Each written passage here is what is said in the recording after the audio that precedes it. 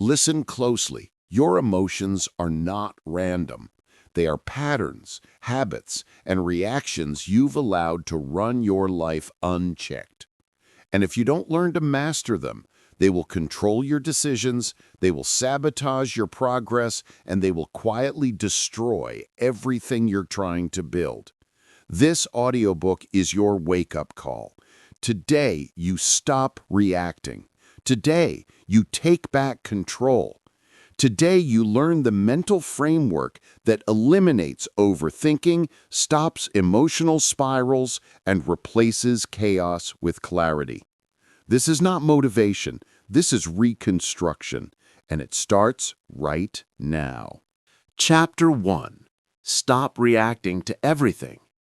You were not born emotionally reactive. You became reactive. You learned it. You practiced it. And the good news is this: anything learned can be unlearned. Every time you snap, every time you over-respond, every time you worry about something that didn't deserve your energy, you are not acting from strength. You are acting from habit, a habit that no longer serves you. And this chapter is your first correction, your first recalibration, your first step into emotional power. Repeat this with me. You don't have to respond to everything that demands your attention, because you don't, and you never did. Emotional reactivity is learned, not who you are. Somewhere along the way, you were taught that reacting instantly means you care. You were taught that responding immediately makes you responsible. You were taught that feeling deeply means expressing deeply. But this is the trap. The world conditioned you to believe that every emotion must become an action. Every thought must become a reaction. That is not emotional intelligence. That is emotional exhaustion. Real strength is the opposite. Real strength is control. Real strength is choice. Real strength is not letting every emotion inside you become behavior outside you. Listen carefully. Emotional reactivity is a habit. It is not your identity. And the moment you separate the two, you begin to take your power back. Common triggers and how they hook you. Let's talk about the triggers you already know too well: messages, criticism, and pressure. These three things control more people than fear or failure ever will. 1. Messages. That notification hits your phone, and suddenly your mind is pulled out of your life and into someone else's world. You stop what you're doing, you react instantly. Why? Because you've trained yourself to believe you must answer. But here is the truth. A message is not a command. It is an invitation, and you choose whether to accept it. You don't have to respond just because something interrupts your peace. Repeat the phrase: you don't have to respond to everything that demands your attention. 2. Criticism. Someone comments, someone judges, someone questions your choices, and suddenly your emotions rush to defend themselves. Criticism hooks you because it hits your ego, but emotional strength comes from understanding that most criticism is noise, not truth. Most criticism is projection, not insight. You break the cycle the moment you stop treating every comment like a battle you must fight. 3. Pressure. Deadlines, expectations, responsibilities. Pressure creates emotional urgency. You feel the need to respond, to fix, to decide, to react right now. But urgency is rarely real. Most urgency is emotional, not actual. You break pressure's power when you slow the moment down instead of speeding yourself up. Breaking the instant response cycle. Every trigger, message, criticism, and pressure tries to do the same thing. It tries to make you act before you think, react before you breathe, move before you understand. Your job is to break the cycle. And that begins with the simplest, most powerful technique in emotional mastery: the 3-second pause. This is the first tool of emotional control, the first weapon against impulsive reactions, the first step towards becoming unshakable. Here's how it works. Whenever you feel the emotional spike, pause for 3 seconds. Do nothing. Say nothing. Choose nothing. Just breathe. That tiny pause gives you your power back. In 3 seconds, your irrational mind stops leading. Your logical mind wakes up. Your emotional impulse loses its grip. The 3-second pause is how you prove to yourself that you are in charge, not your triggers, not your instincts, not your past conditioning.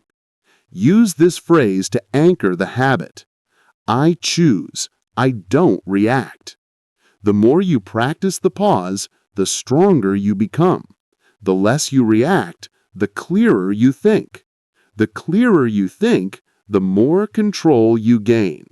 And this is where emotional mastery begins, not with suppressing emotions, but with choosing your response. Chapter 2. You are not your first thought. Your first thought is not the real you. Your first thought is your conditioning. Your second thought is your choice. This chapter teaches you one of the most powerful truths in mental strength. You do not control the first thought that appears in your mind, but you absolutely control the thought you choose to keep. Your mind will always throw the first spark, but you decide whether you turn that spark into a fire. Repeat this with me. Slow down the first thought. Strengthen the second. Say it again. Let it sink in, because this single idea separates emotional chaos from emotional control. Your first thought is your conditioning. Your first thought comes from your past, your experiences, your fears, your patterns, your environment. It is automatic. It is fast. It is emotional. And because it is fast, it is often wrong. The first thought is the unfiltered version of your mind, the instinct that wants to protect you, the fear that wants to warn you, the insecurity that wants to defend you. But none of that means it is the truth, and none of that means it deserves your obedience. You are not your first thought. You are the one who chooses what comes next. Relatable moments where the first thought lies. Let's look at the moments you already know, the moments where your first thought takes control and distorts reality. 1. Anger flares. Someone says something you don't like. Someone interrupts you. Someone disrespects you. Your first thought? Attack, defend, react. But is that the truth? Or is it just your ego, your frustration, your habit? When you slow down the first thought, you see the situation clearly. When you strengthen the second thought, you choose the powerful response instead of the emotional reaction. 2. Insecurity spikes. You walk into a room, you compare yourself, you doubt yourself. You imagine what people are thinking. Your first thought? You're not good enough. But this thought is not reality. It is conditioning. It is an old voice you've carried for years. You break it by creating a stronger second thought. I belong here. I am becoming stronger. I choose confidence. 3. Fear activations. You try something new. You take a risk. You step outside your comfort zone. Your first thought? You might fail. Fear tries to shrink you before you even begin. But mentally strong people don't obey fear. They observe it. They examine it. They move anyway. Your second thought becomes your anchor. Fear is information, not a stop sign. Thoughts are data, not commands. This is how mentally strong people think. They treat thoughts as information, not orders. They understand that thoughts are suggestions, not instructions. They know the mind produces noise, and not all noise needs attention. This is the mindset you must build. A thought is not a command. A thought is not the truth. A thought is not you. The strongest people in the world feel fear and still move. They feel anger and still choose calm. They feel insecurity and still act with confidence. Why? Because they mastered the art of separating thought from identity. Their mantra is the same one you will use. Slow down the first thought, strengthen the second. The first thought is noise. The second thought is direction. And direction is what shapes your life. Becoming the thinker, not the thought. When you stop identifying with your first thought, something powerful happens. You begin to see your mind as a tool, not a master. You become the thinker, not the thought. You become the observer, not the reactor. This is the transformation. Your first thought loses power. Your second thought gains strength, and your entire emotional world becomes calmer, clearer, and more controlled. You stop living emotionally. You start living intentionally. Chapter 3. Emotional pain is not your identity. Emotional pain is information. This one shift in thinking will completely change the way you experience life. Because most people don't suffer from the emotion itself, they suffer from the meaning they attach to it. You feel anxiety, and you assume something is wrong with you. You feel embarrassment, and you believe you are the problem. You feel frustration, and you tell yourself you're failing. But this chapter teaches you the truth. Emotions are signals, not definitions. Messages, not labels. Information, not identity. Repeat this with me until it lands. Pain is a signal, not a definition. Pain is a message from the mind, not a verdict on your worth. Every emotion carries data. Data about your needs, data about your limits, data about your environment. But pain becomes suffering when you stop listening to the message and start identifying with the emotion. Anxiety doesn't mean you're broken. It means something feels uncertain. Fear doesn't mean you're weak. It means something feels risky. Frustration doesn't mean you're failing. It means something needs to change. You are not the emotion.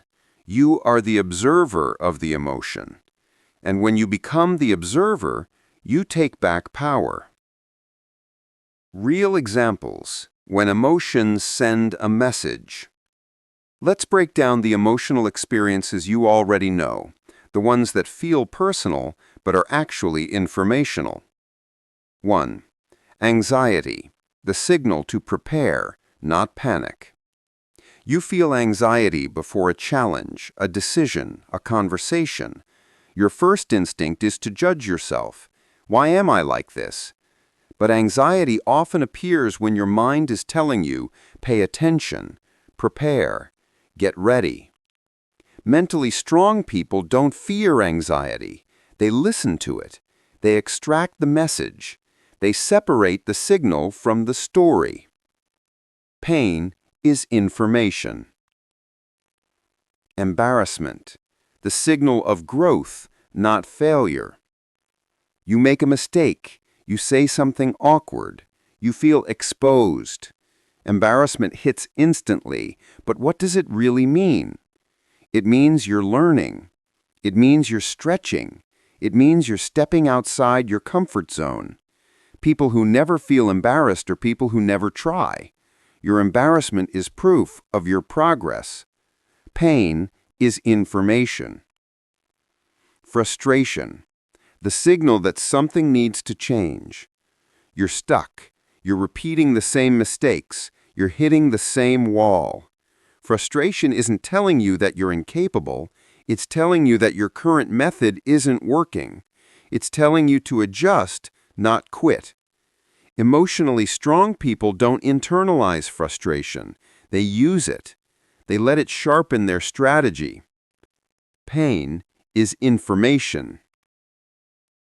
Emotionally strong people treat emotions like data. Here is the difference between emotionally reactive people and emotionally powerful people. Reactive people feel an emotion and think, "This is who I am." Strong people feel an emotion and think, "This is what I'm being shown." Reactive people attach identity to emotion. Strong people extract insight from emotion. Reactive people drown in the feeling. Strong people study it. This is the mindset of emotional maturity. Your emotions are messengers, not masters. Signals, not identities. The emotion is not the enemy. The meaning you attach to it is. Ask this question every time you feel pain. When you feel anger, disappointment, anxiety, sadness, or fear, ask yourself, what is this emotion trying to teach me? This single question creates distance between you and the emotion, prevents identity-based thinking, turns pain into clarity, turns discomfort into direction. You stop drowning in emotion. You start decoding it. And once you decode it, you begin to understand yourself. You begin to respond with intention instead of reacting with panic. This is how emotional pain becomes emotional power. Chapter 4. Kill the habit of overthinking. Overthinking is not intelligence. Overthinking is fear pretending to be logic. And if you don't learn to shut it down, it will drain your energy, delay your decisions, and destroy your confidence. This chapter is your turning point. Because the moment you understand what overthinking really is, you stop treating it like a personality trait and start treating it like a habit you can break. Repeat this line until it becomes truth in your mind. Overthinking is not intelligence. Overthinking is fear pretending to be logic. Overthinking creates problems that don't exist. Overthinking is mental noise. It takes a simple situation and turns it into 100 imagined problems. It takes a small decision and turns it into a crisis. It takes a single worry and multiplies it until you're overwhelmed. The mind thinks it's protecting you, but really it's trapping you. Because overthinking is rooted in fear. Fear of making the wrong decision, fear of being judged, fear of failing, fear of losing control. And fear always wants more time, more scenarios, more analysis, more what-ifs, more mental rehearsing. But here is the truth. More thinking does not create better decisions. More thinking creates paralysis. Overthinking doesn't move you forward. It holds you in place while life moves on without you. The line. What you can control versus what you cannot control. Here is the technique that mentally strong people use every single day. It ends overthinking at its root. It is called the line.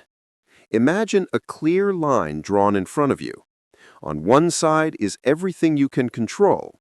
On the other side is everything you cannot control. Overthinking happens when you spend your energy on the wrong side of the line. You can control your actions, your habits, your attitude, your preparation, your response.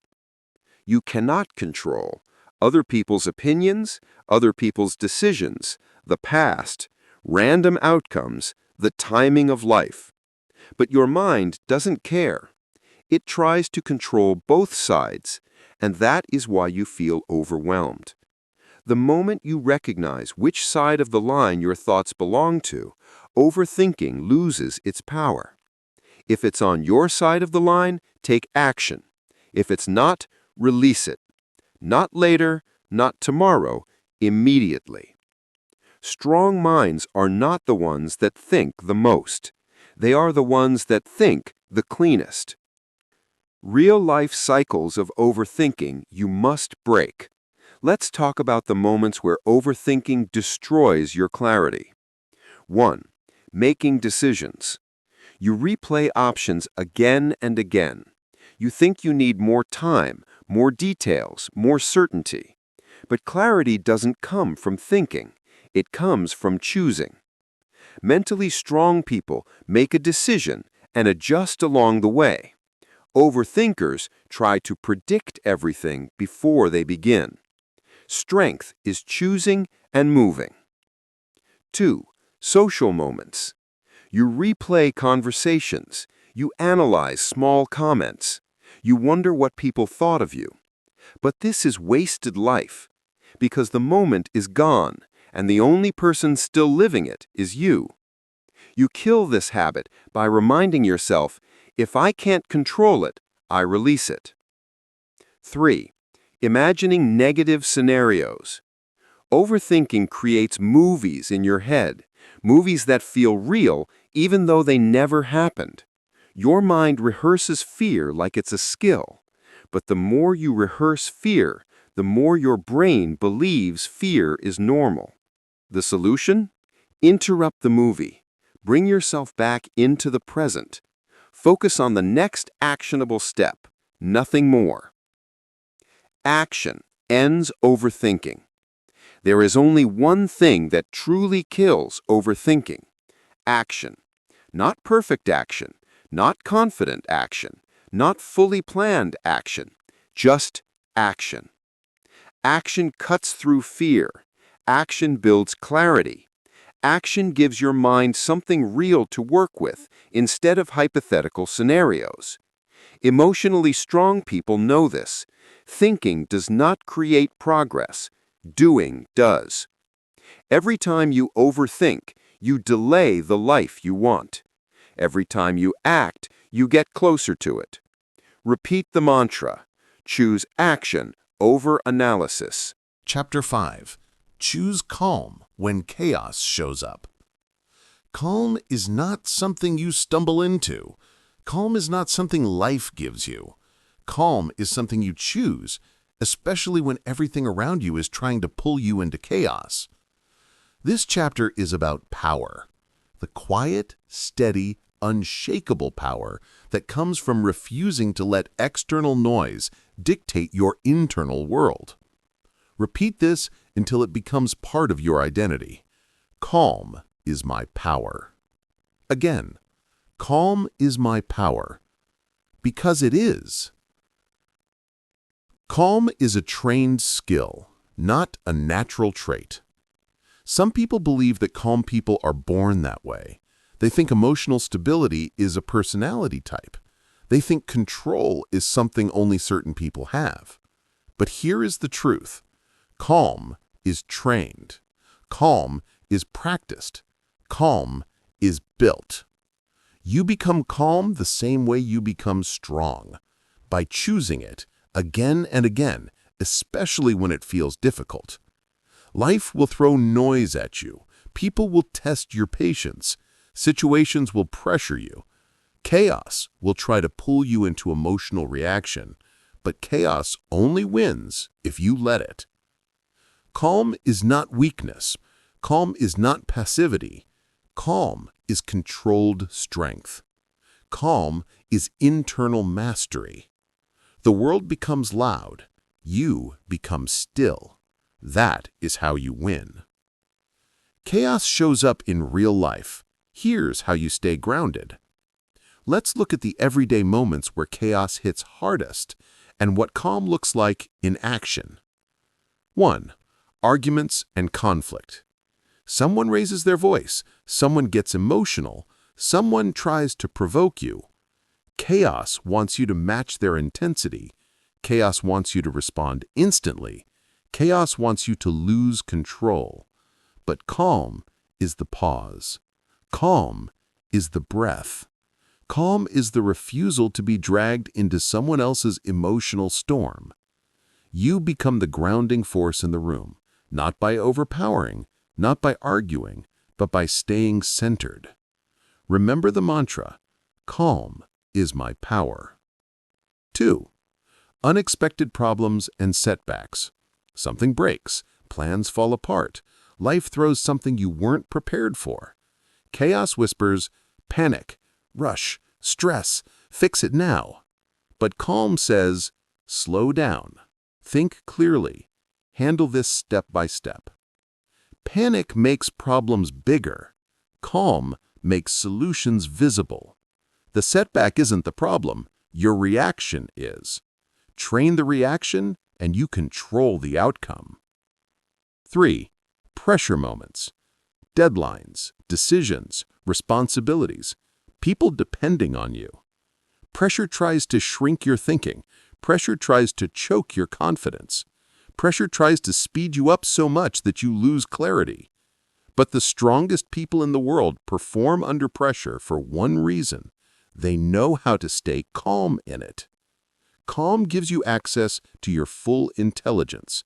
Calm keeps your emotional system regulated. Calm keeps your judgment clean. Pressure does not break the calm mind, it activates it. Calm is a physical practice. Calm is not just mental, it is physical. Your body is your anchor. Here are the grounding practices used by people who stay emotionally stable during chaos. Slow breathing, in through the nose for 4 seconds, hold for 2, out for 6. This rhythm forces your nervous system to settle. Lower your shoulders. Most tension hides here without you noticing. Relax your jaw. Tight jaws trigger fast thinking and emotional spikes. Shift your focus to your feet. Feeling the ground instantly pulls you out of your head and into the present. These physical cues calm your body, and a calm body creates a calm mind.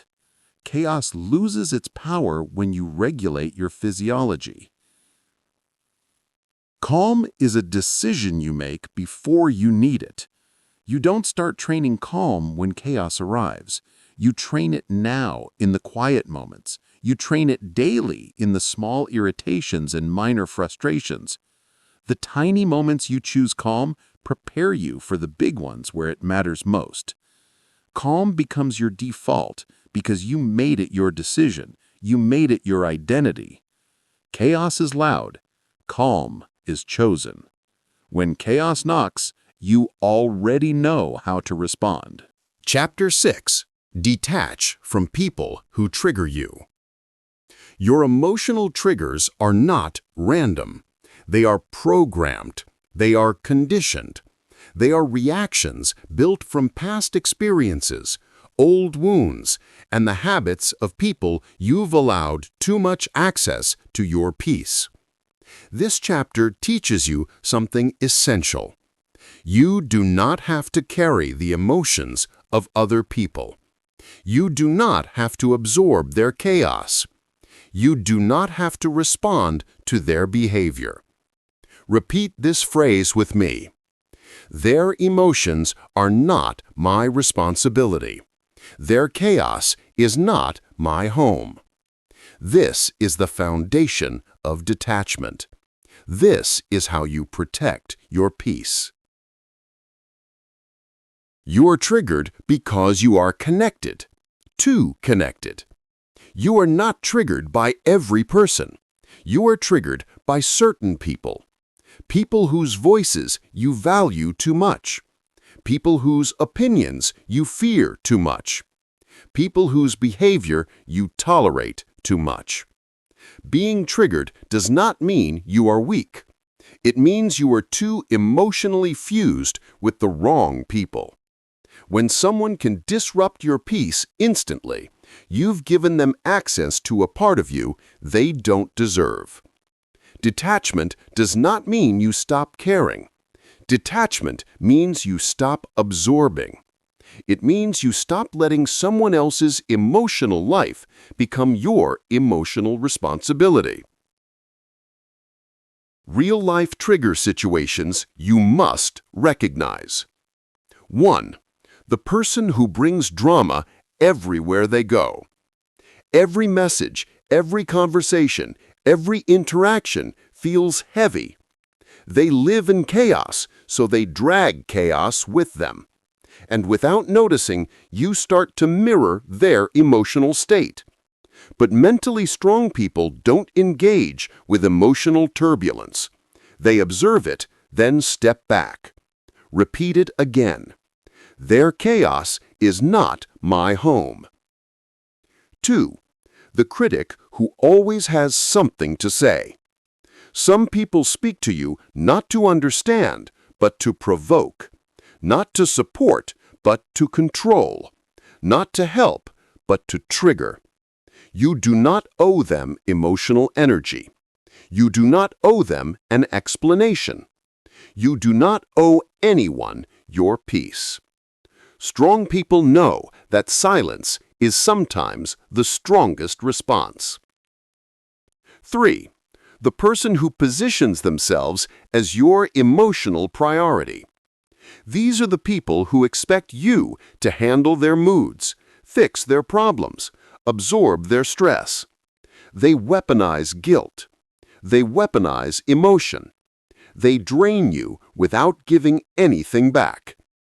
Detachment is not abandoning them. Detachment is refusing to drown with them. You can love someone without carrying their emotional weight. You can care without sacrificing your mental health. This is emotional maturity. Detachment is not distance, it is control. Most people misunderstand detachment. They think it means cutting people out completely, becoming cold, disconnecting from the world. But real detachment is this: you stay close physically, but distant emotionally, present but not reactive, aware but not affected. It means someone can express emotion and you remain centered. Someone can attempt to provoke you and you stay grounded. Someone can behave unpredictably and you do not internalize it. Detachment is not isolation. Detachment is insulation. The healthy, protective barrier that prevents someone else's instability from becoming your instability. How to detach without conflict. Here are the methods emotionally powerful people use to detach gracefully and silently. Shift from reacting to observing. Notice behavior without feeling compelled to answer it. Reduce emotional availability. You don't have to give instant responses or constant reassurance. Stop explaining yourself. Explanations invite debate. Silence ends debate. Limit access to your inner world. People cannot manipulate what they do not know. Remove yourself from the emotional battlefield. Walk away. Go quiet. Create space. None of this is aggression. None of this is cruelty. This is self-respect. Detachment isn't about punishing them. It's about protecting you. The power of emotional neutrality. The strongest people are not the ones who speak the loudest. They are the ones who stay neutral in emotional storms. Neutrality does not mean you don't feel. Neutrality means you feel without reacting. You understand without absorbing. You witness without being pulled in. The emotionally mature mind says, I can acknowledge your emotion without carrying it. That is detachment. That is liberation. Chapter 7. Discipline your attention. Discipline your life. Your attention is your most valuable asset. Where it goes, your energy follows. Where your energy goes, your life follows. If you cannot discipline your attention, you cannot discipline your emotions. You cannot discipline your actions. You cannot discipline your life. This chapter reveals a truth most people never realize. Your emotional state is a reflection of where you aim your attention, not what happens to you, not what people say, not what life throws at you. Your focus shapes your feelings. Repeat the core mantra, where my attention lives, my emotions follow. Again, where my attention lives, my emotions follow. This is the foundation of mental discipline. Your attention is being hijacked every day. If you feel stressed, overwhelmed, distracted, or emotionally unstable, it is not because your life is out of control. It is because your attention is out of control. And your attention is being hijacked by social media, notifications, other people's demands, drama, comparison, noise, distractions, old habits that steal focus. Your mind is constantly being pulled away from your priorities and into someone else's problems, someone else's thoughts, someone else's urgency. You cannot build a strong mind in a distracted environment. You cannot build emotional mastery when your attention is scattered. Discipline begins with reclaiming your focus. Real-life examples of misplaced attention. Let's break down the everyday attention traps that weaken emotional control and drain mental strength. 1. The social media spiral. You open one app just for a minute. Suddenly, 20 minutes disappear. Your mind is full of comparisons, reactions, opinions, images, and noise. Your emotional state shifts not because something happened in your life, but because you gave your attention to something that didn't deserve it. Strong people don't let their phones dictate their emotional world. They choose their focus deliberately. 2. The drama loop. Someone sends you a dramatic message. Someone's upset. Someone wants you to react. If you give it attention, it pulls you in emotionally. It drains your peace. It consumes your energy. But when you say, not everything deserves my attention, you protect your emotional balance. Drama thrives on reaction. Drama dies without attention. 3. The overthinking trap. Overthinking is nothing more than attention aimed at fear, at what-ifs, at scenarios that don't exist, at problems you made up in your mind. Your attention builds emotional storms out of thin air. Shift your attention to what you can control, and the storm disappears. Discipline begins with redirecting your focus. Very few people control their attention. Most people simply follow it wherever it wanders. But mentally strong people do this. They decide what deserves their attention. They decide what does not deserve their attention. They catch themselves when their focus drifts. They bring their attention back without guilt, without frustration. That skill, the ability to bring your attention back, is the root of emotional stability. When you control your focus, you control your feelings. You control your judgment. You control your decisions. Attention is the steering wheel of your emotional life. How to build attention discipline. Here are the practices that emotionally powerful people use to discipline their attention. Start your day with intention, not reaction. Don't let your first actions be checking messages or scrolling apps. Create focus windows, 30 to 60 minutes where your attention is locked on one thing. No switching, no reacting. Identify your top 3 daily priorities. Everything else is noise unless you finish these. Remove triggers that scatter your attention. Turn off unnecessary notifications, avoid chaotic conversations, limit digital clutter.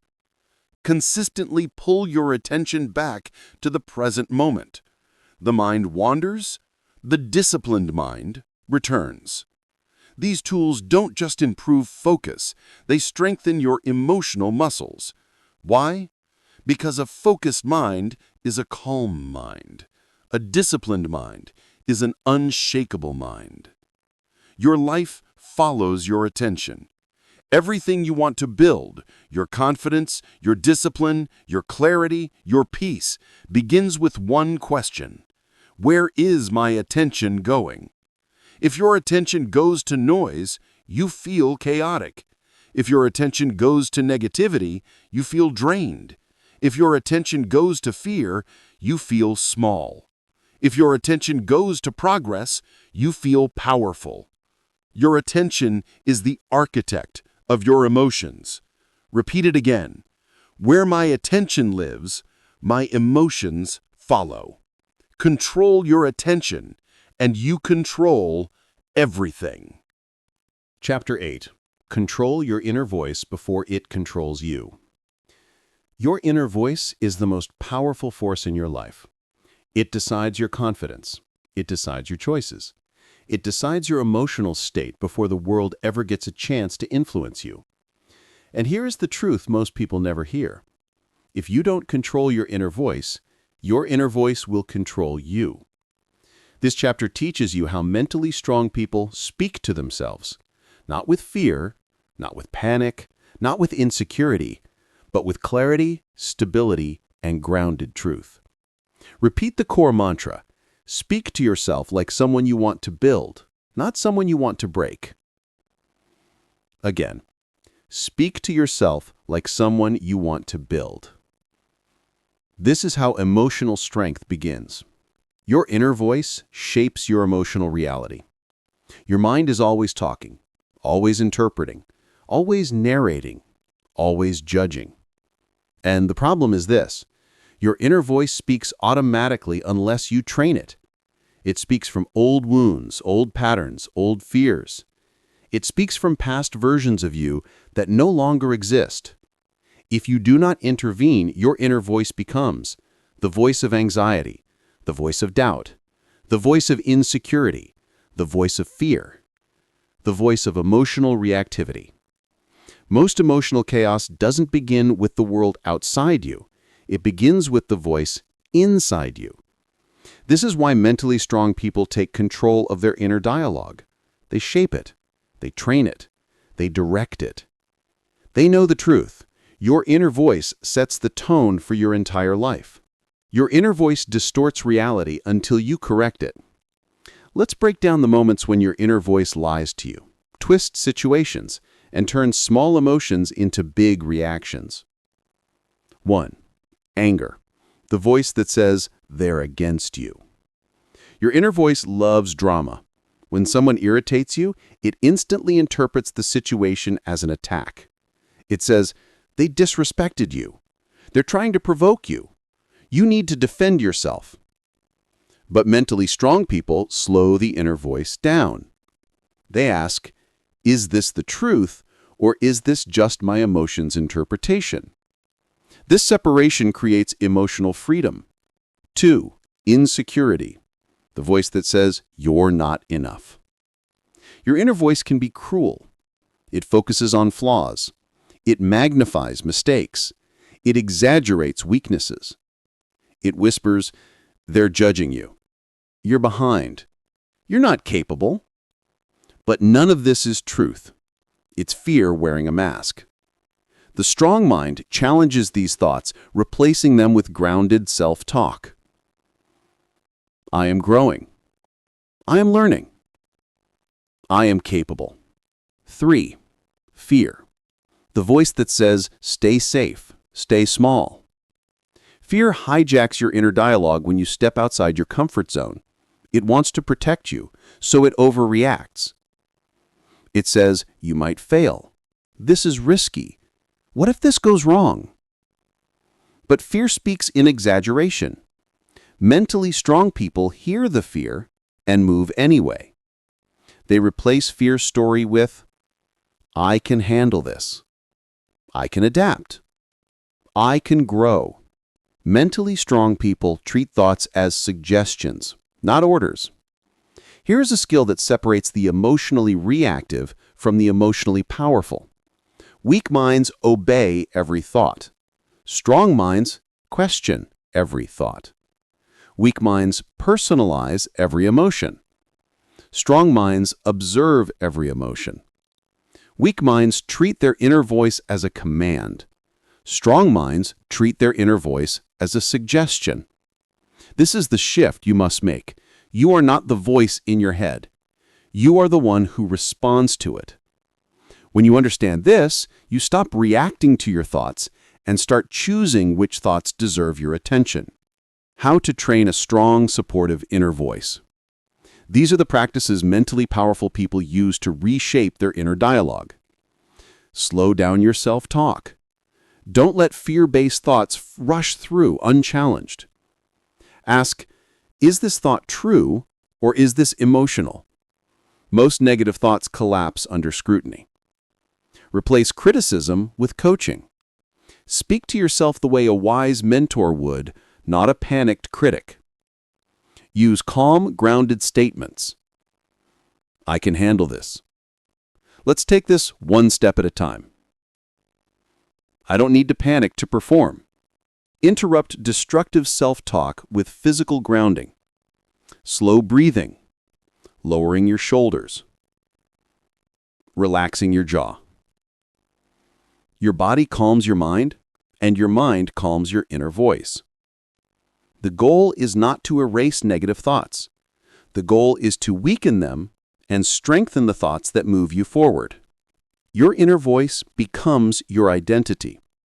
What you repeat internally becomes who you are externally. If your inner voice is chaotic, your life becomes chaotic. If your inner voice is calm, your decisions become calm. If your inner voice is disciplined, your actions become disciplined. Repeat the mantra one more time. Speak to yourself like someone you want to build. This is how mental toughness is formed. This is how emotional control becomes natural. This is how you create an identity built on strength, not fear. Chapter 9. Strength comes from what you don't say. You learn a lot about a person by watching what they say, but you learn everything about a person by watching what they don't say. Emotional strength is not loud. It does not scream. It does not argue.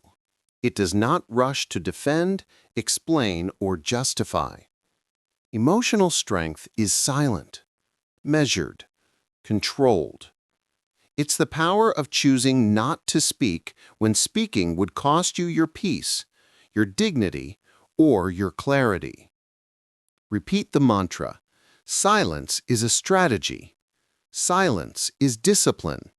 Silence is strength. And the more you practice it, the more unshakable you become. Most people speak from emotion, not intention. When people are emotional, they respond instantly. They talk to relieve discomfort. They argue to feel in control. They explain themselves to avoid judgment. They defend themselves out of insecurity. But every time you speak reactively, you give away power. Your words become emotional weapons pointed at yourself. Your arguments reveal your triggers. Your explanations signal insecurity. Your defensiveness exposes your fear. Powerful people do the opposite. They don't react verbally just because they feel an emotion. They pause. They observe. They choose. Most importantly, they only speak when speaking serves the moment. Everything else, they let go. Real situations where holding your tongue becomes a form of emotional mastery. Let's examine the moments where holding your tongue becomes a form of emotional mastery. Number 1. Walking away from arguments that lead nowhere. Not every debate deserves your energy. Not every provocation deserves your attention. Not every conflict deserves your involvement. Most arguments are not about truth, they are about control. And the person who reacts first is the one who loses control. Silence communicates, "I'm not here to compete. I'm here to stay in control." That's strength. Number 2. Refusing to engage with drama or emotional traps. Some people speak to trigger you. Some people speak to pull you into chaos. Some people speak because they want a reaction. When you don't give them that reaction, you show them your stability cannot be manipulated. Drama needs energy to survive.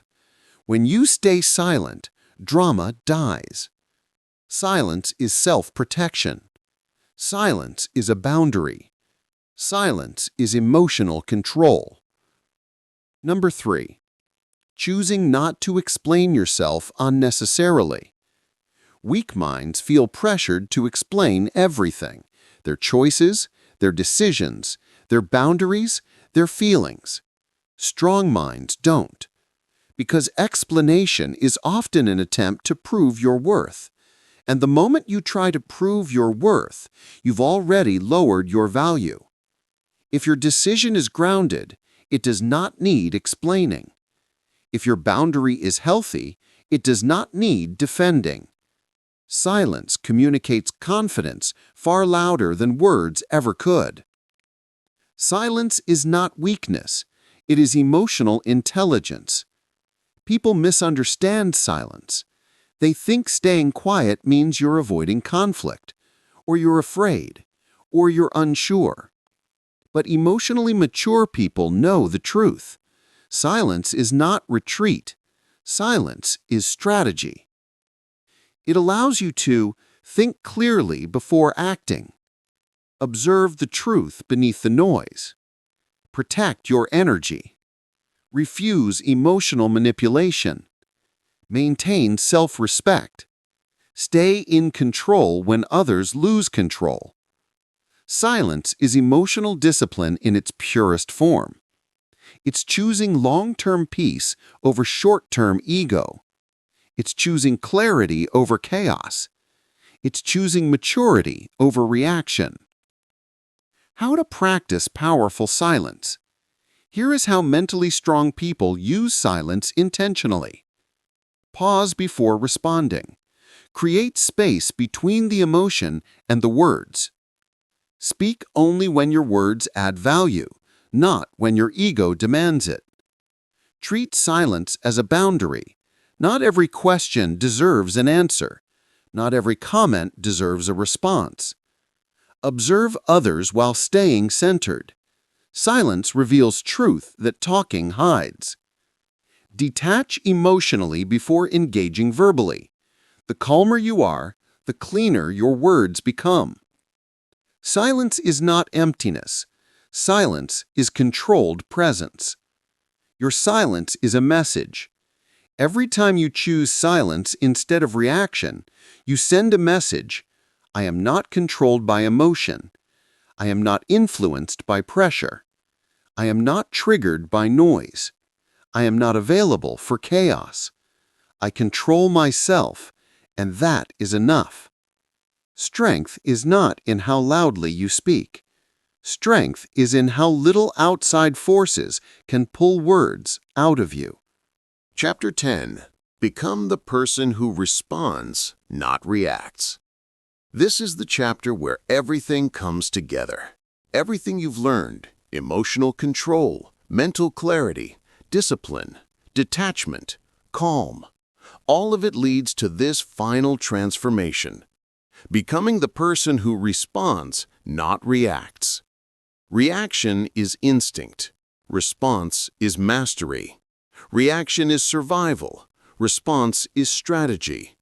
Reaction is emotional. Response is intentional. Repeat the mantra. Pause, evaluate, choose. Again. Pause, evaluate, choose. This is the blueprint of an emotionally powerful life. Reaction is fast. Response is thoughtful. Reactive people act immediately because emotions demand speed. They speak before thinking. They decide before evaluating. They interpret before understanding. Reactive minds are chaotic minds. They live in emotional autopilot driven by fear, insecurity, habit, ego, old patterns, other people's behavior, external pressure. But response is different. Responders take ownership of the moment. They slow down. They separate emotion from reality. They decide with clarity, not adrenaline. Strong people respond. Weak people react. This is the difference. How response looks in real life. Let's walk through the everyday situations where response becomes your power. 1. When someone tries to trigger you. A reactive person fires back instantly. A responsive person pauses, evaluates the intention, and chooses calm. You don't match their energy. You protect yours. You embody emotional maturity by remembering their behavior is not your instruction. 2. When stress hits suddenly. A reactive person panics. They rush. They catastrophize. They feel overwhelmed. A responsive person breathes. They organize their thoughts. They break the moment into steps. They move intelligently instead of emotionally. This is clarity under pressure. This is power. 3. When facing uncertainty or fear. A reactive mind avoids. It freezes.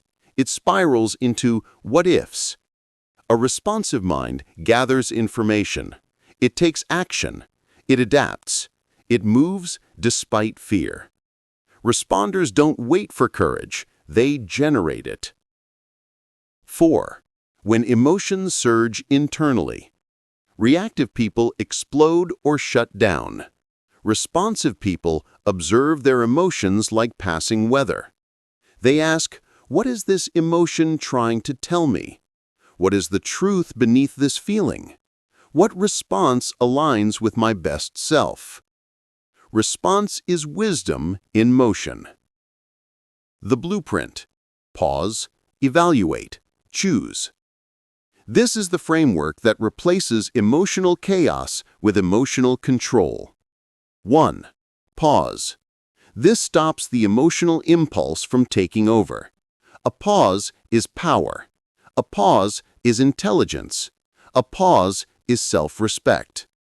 Even 1 second of stillness changes the entire outcome. 2. Evaluate. Assess what's happening without your emotions hijacking the moment. Ask yourself, is this emotion or reality? Is this urgent or just loud? Is this my trigger or their projection? What response protects my peace? Evaluation clears the fog. 3. Choose. You choose the response that aligns with your values, your goals, your future self, your emotional stability, your inner power. Choice is where transformation happens. Reactive people have no choice. Responsive people live by choice. Response is identity, not just a skill. Responding instead of reacting becomes your new identity when you build calm into your daily habits, discipline your attention, separate thoughts from truth, treat emotions as information, maintain boundaries, silence your ego, strengthen your inner voice. Every chapter before this one has prepared you for this identity shift. You don't become a responder by accident. You become a responder through repetition, awareness, and intention. Over time, the pause becomes natural. The evaluation becomes automatic. The choice becomes instinct. This is emotional mastery. This is mental strength. This is adulthood of the mind. This is your reminder. Your emotions are not stronger than you. Your reactions are not permanent. Your habits are not destiny. Every moment of your life, you are training yourself to react or to respond, to panic or to stay calm, to lose control or to take it back. You now know the framework. You know how to pause. You know how to separate thought from truth. You know how to listen to emotion without letting it lead you. You know how to choose discipline over impulse, clarity over chaos, power over panic. From this moment forward, you are no longer controlled by your emotions. You command them. You guide them. You use them. Now the challenge begins. Apply this. Practice this. Become the person who responds, not reacts. Your life will change the moment you do. The choice is yours, and the choice starts today.